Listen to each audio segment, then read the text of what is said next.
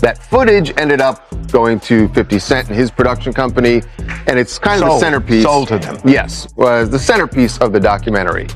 So watch this particular scene, because this is where a lot of people feel Diddy really screwed over someone that he should be very, very thankful for. What if Jay-Z and Beyoncé weren't just distant stars on the edge of a story? What if they were silent partners, at least socially, in a shadowy world now collapsing under federal scrutiny? That's the question rippling through Hollywood as the fallout from Sean Combs. The reckoning continues to spread. The explosive Netflix docuseries, executive produced by 50 Cent, sends shockwaves far beyond Diddy's prison cell. Hidden within its footage, testimonies, and legal filings is a troubling pattern, one that refuses to stay contained. Again and again, the Carters' names appear on the periphery of the narrative, hovering in uncomfortable proximity to its darkest moments. And if 50 Cent's history of strategic exposés tells us anything, it's this: the documentary doesn't appear designed solely to dismantle Diddy's legacy. It feels more like the first trench in a much longer dig, one that dares the public to ask how deep the connections really go. The headlines are already familiar: Diddy's 50-month sentence, racketeering charges, and allegations of private gatherings that allegedly blurred lines of power, consent, and control. What's received far less attention is the silence from Jay-Z and Beyoncé as the scrutiny intensifies. Why hasn't Beyoncé, an artist known for precise narrative control, addressed the online speculation suggesting she and Jay-Z were more than casual attendees at these events? Why did Jay-Z's legal team move quickly to deny his involvement in a lawsuit tied to a 2015 gathering, while remaining silent on claims that also reference Beyoncé? Supporters say the silence means nothing. Critics argue it raises more questions than it answers. The docuseries doesn't provide definitive proof against the Carters, but it does something arguably more powerful. It reframes the conversation. Through archival footage, witness accounts, and legal context, it places Diddy's alleged behavior within a broader ecosystem of influence, access, and protection, one that may have included some of the industry's most untouchable names. Whether this is calculated provocation, responsible inquiry, or something in between remains to be seen. But one thing is clear: the reckoning isn't just about Diddy. It's about the uncomfortable possibility that his world didn't exist in isolation, and the silence surrounding that possibility is growing louder by the day. Others, Right. Jay-Z and Beyoncé being, two of the other 15 people in the room. So that'll just put into perspective of the type of company I was in. Let's start with what's publicly documented. Diddy didn't just refer to Jay-Z as a friend. He once called him his strategist. In a resurfaced 2023 clip, Diddy praised Jay-Z on stage as the first person he turns to in a crisis, the man who would fly thousands of miles to stand beside him, declaring their bond unbreakable as the crowd cheered. Yet fast forward to September 2024, when federal agents raided Diddy's properties and Jay-Z's team abruptly insisted the two were never close. A striking shift given decades of public appearances, including Jay-Z prioritizing Diddy's Bad Boy 20th anniversary performance, something Diddy himself highlighted as proof of their relationship. So which version is true? Brothers in arms, or a calculated association that dissolved at the first sign of danger? The timing raises eyebrows. Raids in September, 50 Cent's documentary dropping by December, and Jay-Z's legal team already moving aggressively, preemptively suing an accuser's lawyer over what they described as an attempted blackmail. Coincidence? Or the actions of someone who saw the storm coming and chose to vanish just in time? Have attorneys sending these demand letters and threatening. I mean, let's just be real for a second.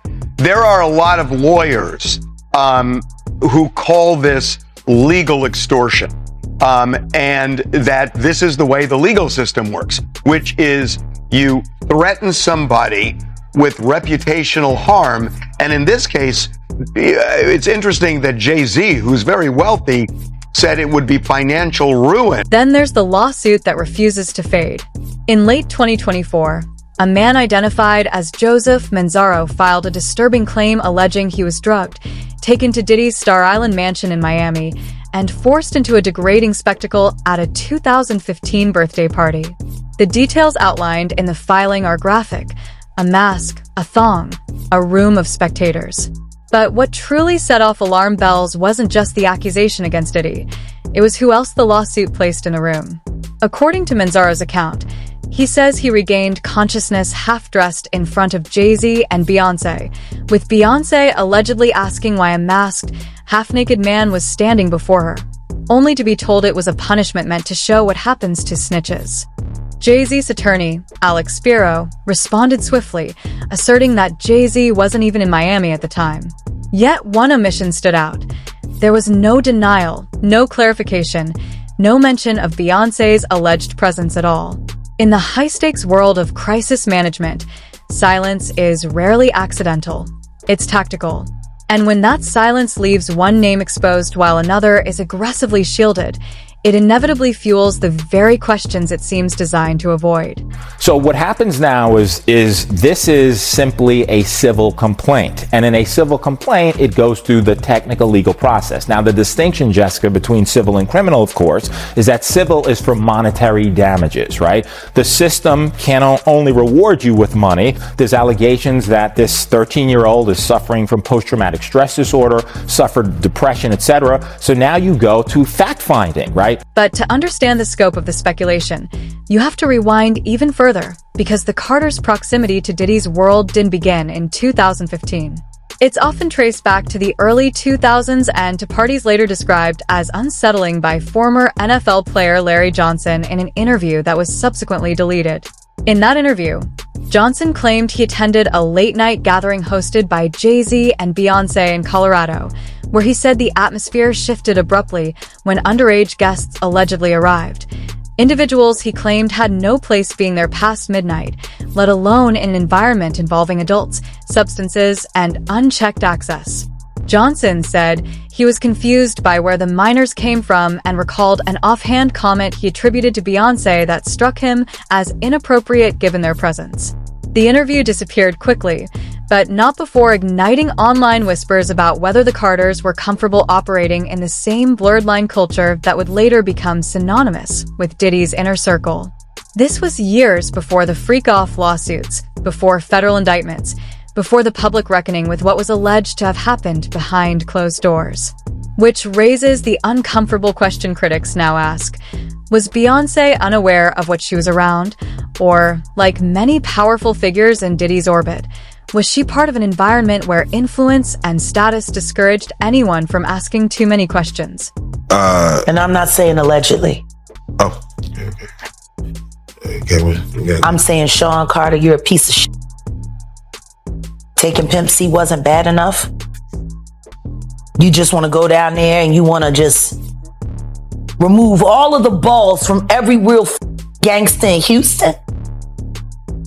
The documentary adds yet another unsettling breadcrumb.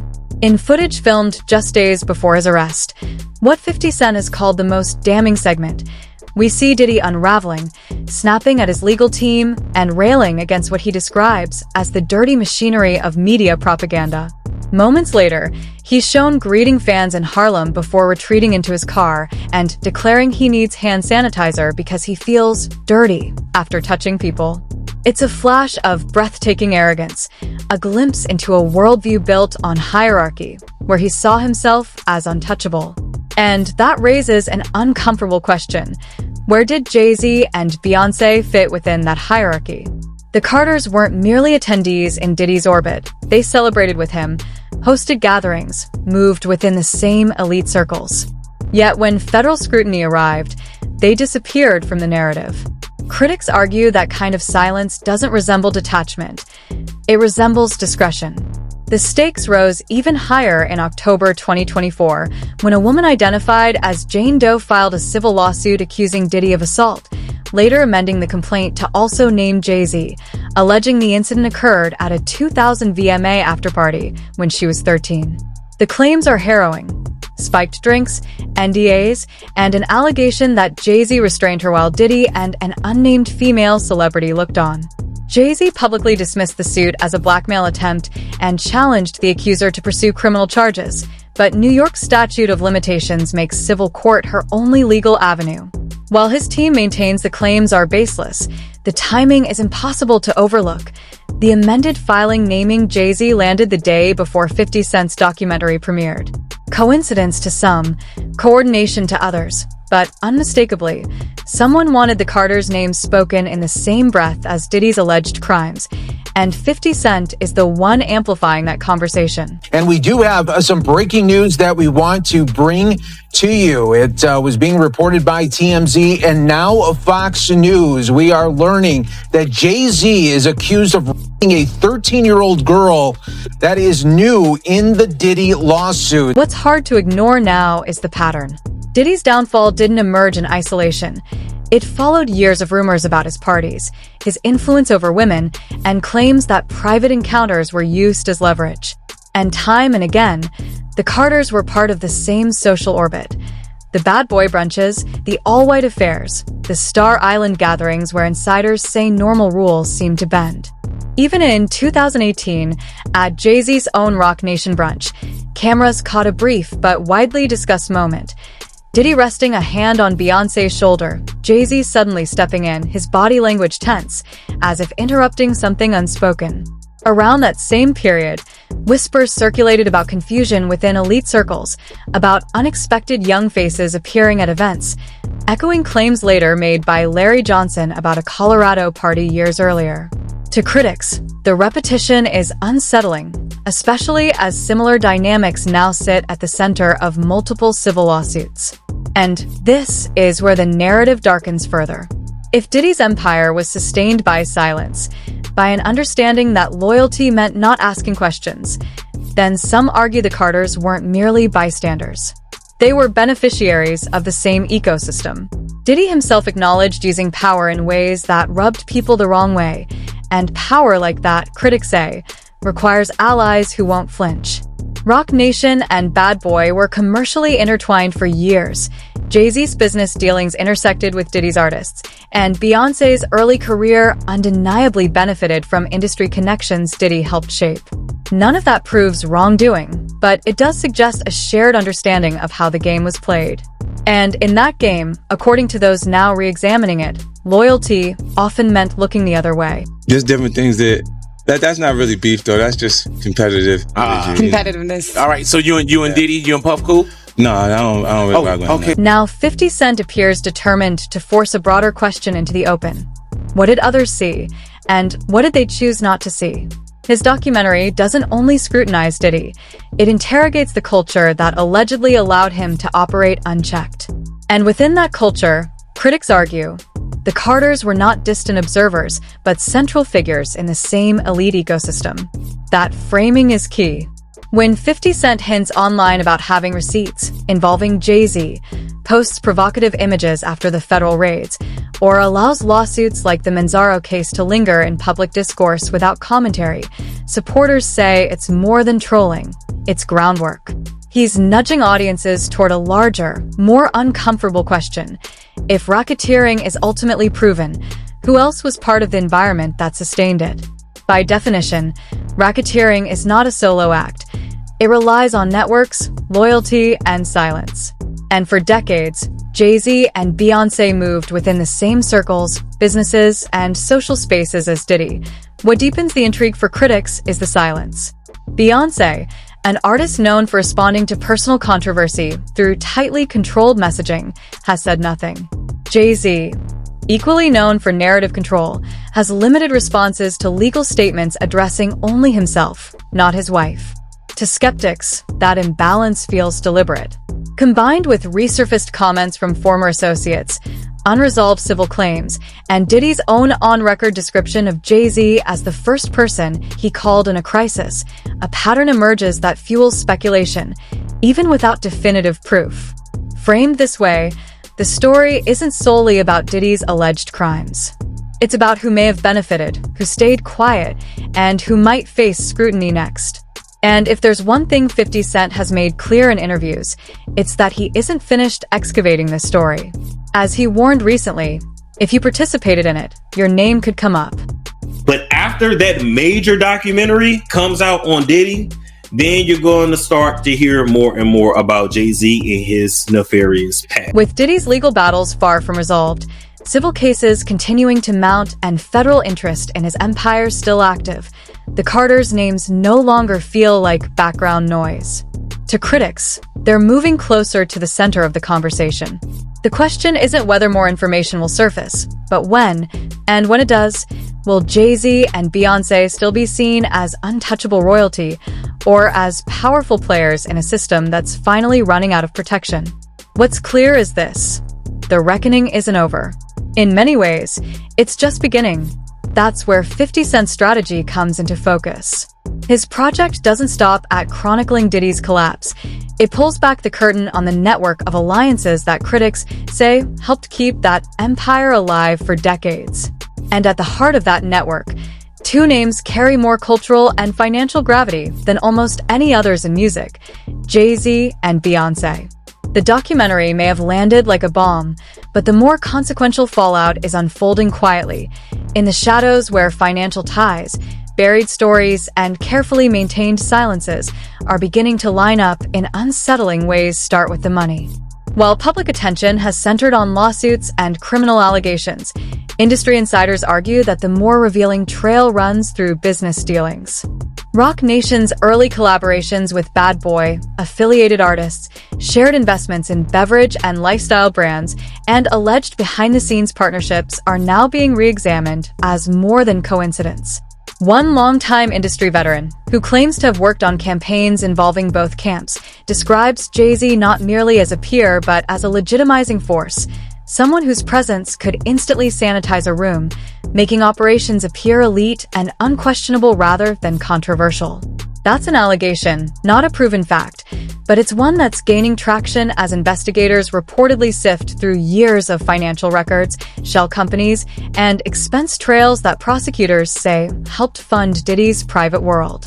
If Jay-Z's name were to surface in those records, the implications would extend beyond friendship or proximity. The question would no longer be simply what he knew, but what he may have sanctioned, or at least allowed to continue. And that's the tension 50 Cent seems intent on amplifying. This isn't just a story about one man's alleged crimes. It's about the web of power that surrounded him, protected him, and possibly profited alongside him.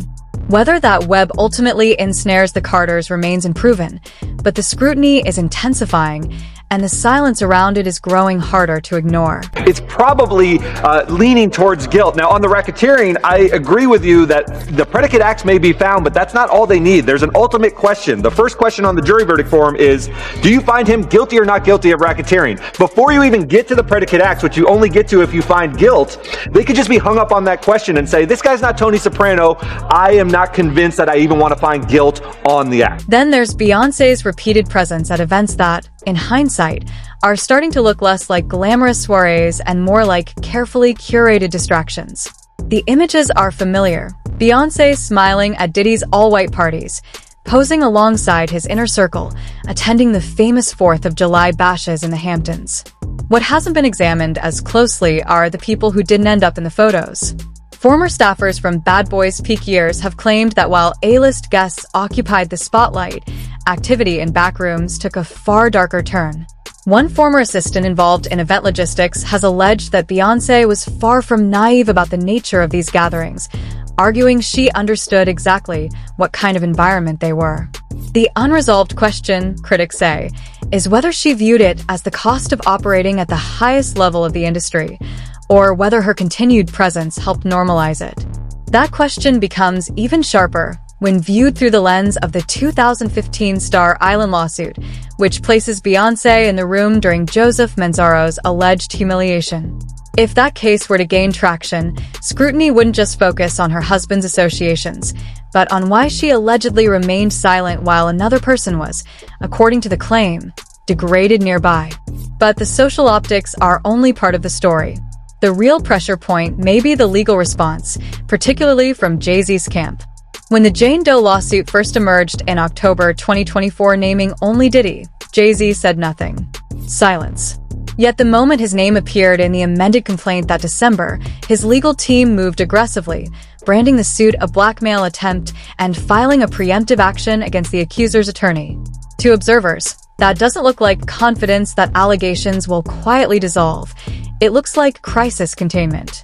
The strategy became even more controversial when Jay-Z's lawyer, Alex Spiro, publicly challenged the accuser to pursue criminal charges, despite the fact that the statute of limitations in New York had long expired.